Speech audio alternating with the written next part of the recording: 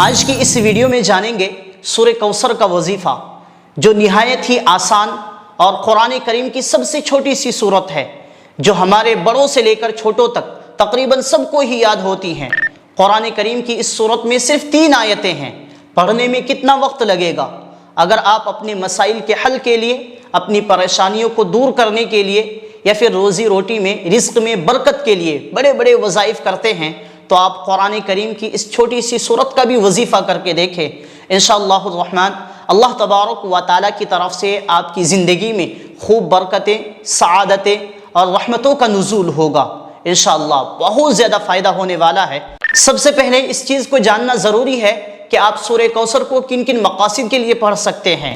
Number 1، دشمنوں سے، حاسدوں سے، جادوگروں سے، شریروں سے محفوظ رہنے کے لیے آپ اس سورت کو پڑھ سکتے ہیں۔ پڑھنے کا ایک طریقہ ہے، میں آپ کو بتاتا ہوں۔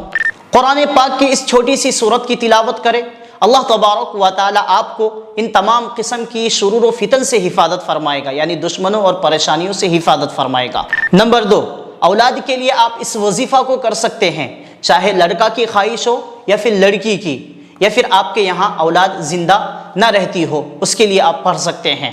نمبر 3، خود کی حفاظت اور زندگی میں برکت کے لیے آپ اس وظیفہ کو کر سکتے ہیں۔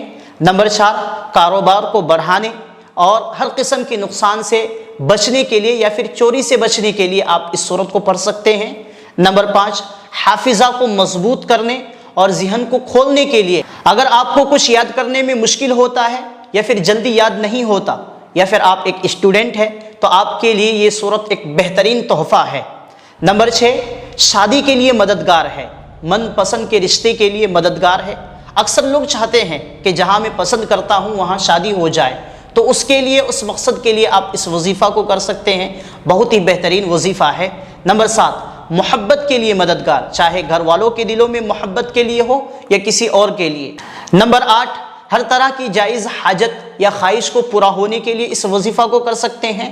نمبر 9، زندگی میں کامیابی حاصل کرنے کے لیے، کسی بھی کام میں کامیابی حاصل کرنے کے لیے آپ اس کو کر سکتے ہیں۔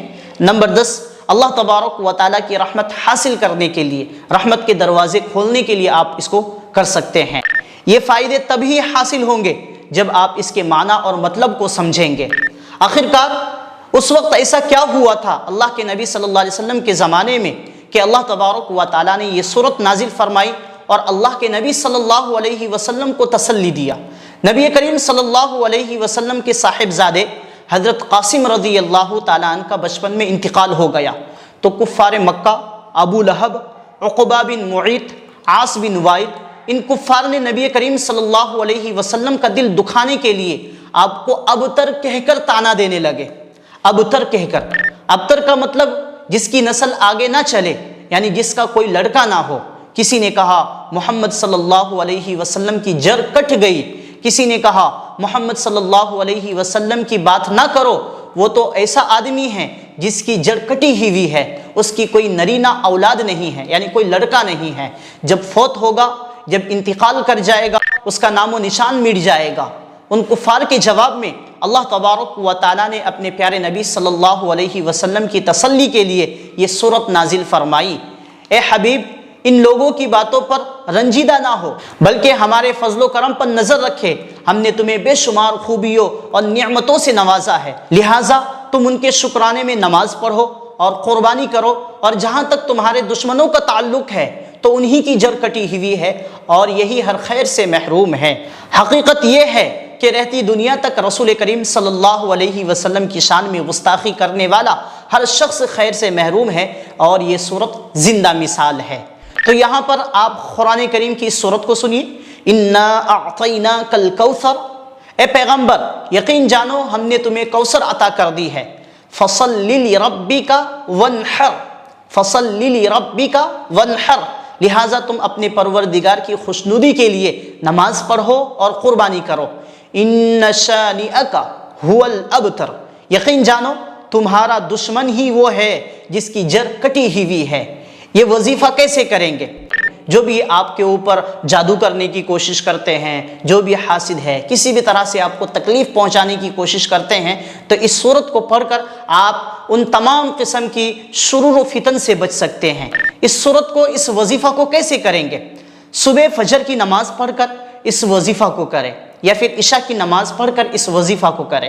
پہلے اول آخر 3 مرتبہ درود شریف پڑھیں، جو بھی درود آپ کو یاد ہو، پھر درمیان میں یعنی بیچ میں 33 مرتبہ سورہ کوثر پڑھ لیں۔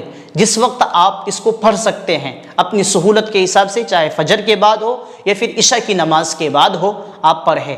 جن کو اولاد کی خواہش ہے یا ان کے یہاں بچے زندہ نہیں رہتے تو فجر کی نماز کے بعد 41 دن تک کثرت سے اس سورت کو پڑھے۔ کثرت سے مراد پورے دن میں اگر آپ 300 دفعہ پڑھتے ہیں تو اس کو کثرت کہا جاتا ہے۔ تو آپ فجر کی نماز کے بعد کم سے کم 300 مرتبہ پڑھنے کی کوشش کریں، یا پورے دن میں چلتے پھرتے بھی آپ اس کو پڑھ سکتے ہیں۔ اس کے بعد جن کا ذہن کمزور ہے، وہ اپنے حافظہ کو مضبوط بنانا چاہتے ہیں، ذہن کو کھولنا چاہتے ہیں، تو 129 مرتبہ پڑھ کے اس سورت کو کسی بھی چیز میں دم کر کے، کھانے پینے کی چیزوں میں دم کر کے کھائیں یا پیے۔ جو کسی کے لیے اپنے دل میں محبت پیدا کرنا چاہتے ہیں تو وہ بھی اس کو 129 دفعہ پڑھ کے کھانے پینے کی چیزوں میں پڑھ کے دم کر کے ان کو کھلائیں یا پلائیں۔